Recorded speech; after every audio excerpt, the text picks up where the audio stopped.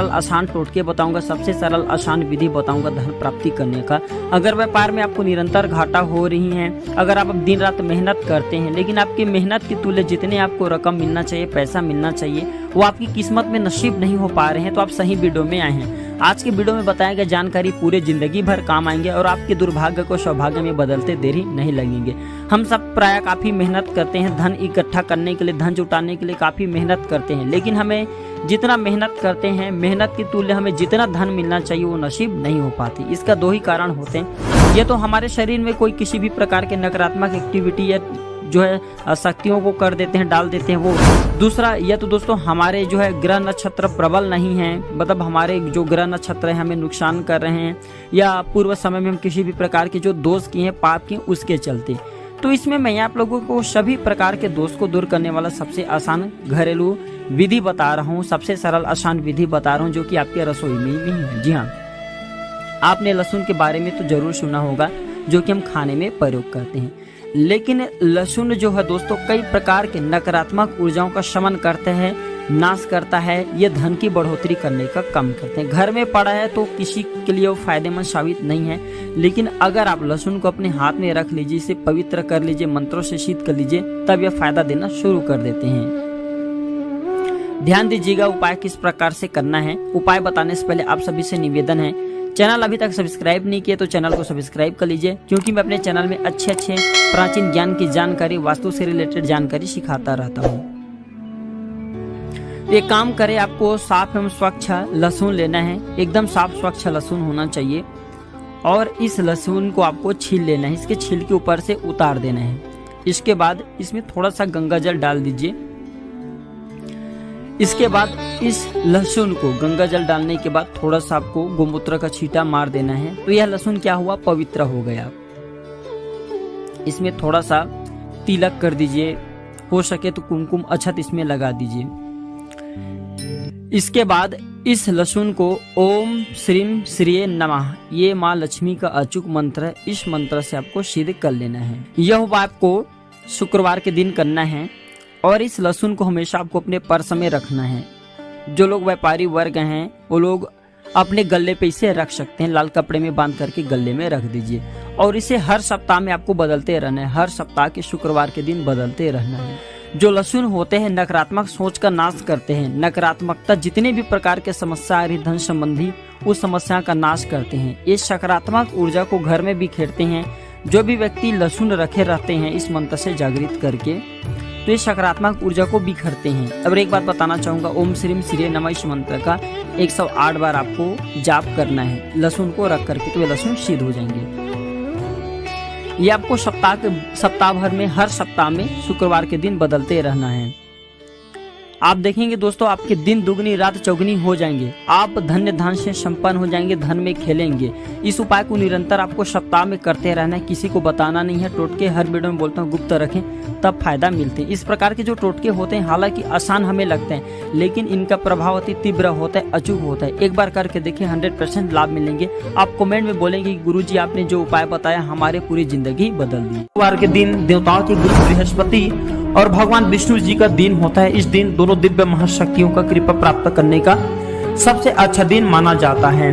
तो हमारे वीडियो के टाइटल और थंबनेल देख ही चुके हैं कि कौन सा जानकारी बताने वाले हैं। जानकारी बताने से पहले आप सभी दर्शकों से निवेदन है कि सबसे पहले जानते हैं गुरुवार के दिन क्या ना करें। तो गुरुवार के दिन जो भी हमारे वीडियो को देख रहे हैं हमारे दर्शक, काले जूते और काले कलर के कपड़े खरीद करके बिल्कुल ही नहीं लाना चाहिए। जो लोग गुरुदेव बृहस्पति को मानते हैं, भगवान विष्णु जी को मानते हैं, विष्णु जी की कृपा प्राप्त करना चाहते हैं, ऐसे साधक गुरुवार के दिन काले जूते और काले कलर के कपड़े खरीद करके नहीं लाना चाहिए, क्योंकि जो काले कलर है ये राहु जी को समर्पित है, राहु को समर्पित है। राहु और देवताओं की गुरु बृहस्पति या भगवान विष्णु जी एक दूसरे के शत्रु हैं। इसके बाद गुरुवार के दिन बाल और नाखून नहीं काटना चाहिए। जो भी व्यक्ति गुरुवार के दिन बाल और नाखून काटते हैं गुरु कमजोर होते हैं, और जिनके गुरु कमजोर हो बिल्कुल उनके जीवन में कई प्रकार की परेशानी आती है, बाधा आती है। गुरु निर्बल हो तो सब निर्बल हो जाते हैं, गुरु मजबूत हो तो सब चीज स्वतः ही प्राप्त होना शुरू हो जाती है। इसके बाद गुरुवार के दिन भूल करके एक्स्ट्रा नमक डाल करके खाने में नहीं खाना चाहिए, इससे कर्जे का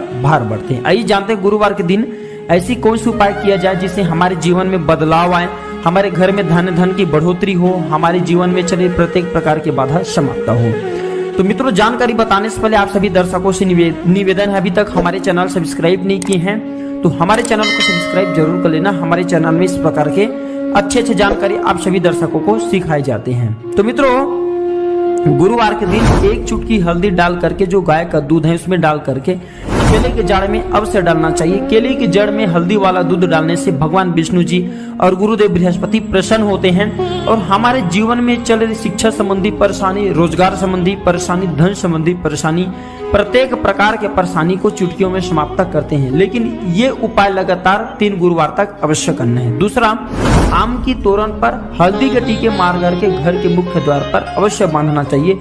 इससे हमारे घर में लक्ष्मी प्रवेश करते हैं। अब जिस घर में लक्ष्मी प्रवेश कर जाए उस घर में कभी भी अन्न धन की कमी नहीं होती। तीसरा प्रयोग, बहुत से लोगों को ऐसा मानना है कि हल्दी की गांठें अगर घर के मुख्य द्वार पर गुरुवार के दिन टांगा जाए या प्रत्येक सप्ताह इसे बदला जाए तो घर में कभी भी कुलक्ष्मी प्रवेश नहीं करते, उस घर में अन्न धन की निरंतर बढ़ोतरी होता है। भगवान विष्णु जी को पालनहार कहा जाता है, उस घर के स्वयं भगवान विष्णु जी पालन करते हैं, उस घर में धन धान की बढ़ोतरी करते, उस घर में कभी भी किसी को नजर दोष नहीं लगने देते।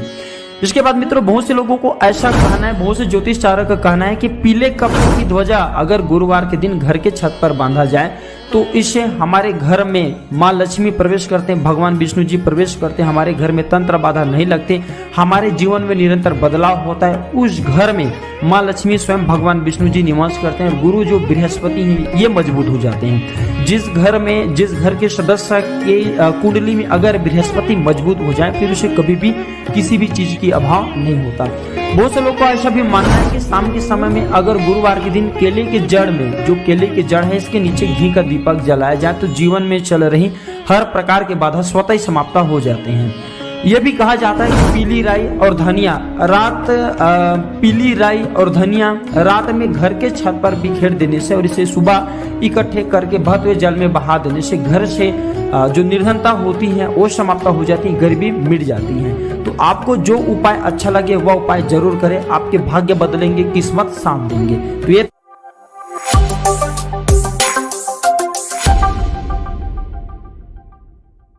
मैं आप लोगों को 10 उपाय बताऊंगा जिनसे आपकी आर्थिक स्थिति बेहतर हो जाएंगी, यानी कि जो निर्धन वर्ग के लोग हैं वो भी धनवान बन सकते हैं। सबसे सरल आसान प्राचीन तरीके बताऊंगा।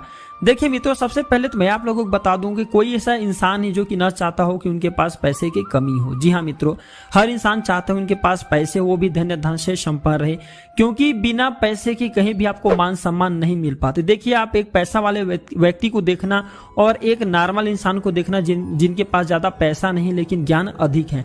तो दोस्तों, सबसे ज्यादा जिनके पास पैसा है उन्हें इज्जत दिया जाता है, जबकि ज्ञान को कम इज्जत दिया जाता है। बड़े से बड़े ज्ञानी व्यक्ति को भी कम इज्जत दिया जाता है। तो एक बात बता दूं, जिसके पास धन है वो हर कुछ करने में संपन्न है, यानी कि हर चीज, हर प्रकार के कार्यों को कर सकते हैं और धन के अभाव में किसी भी प्रकार के कार्यों को नहीं किया जा सकता। धन है तो धर्म है।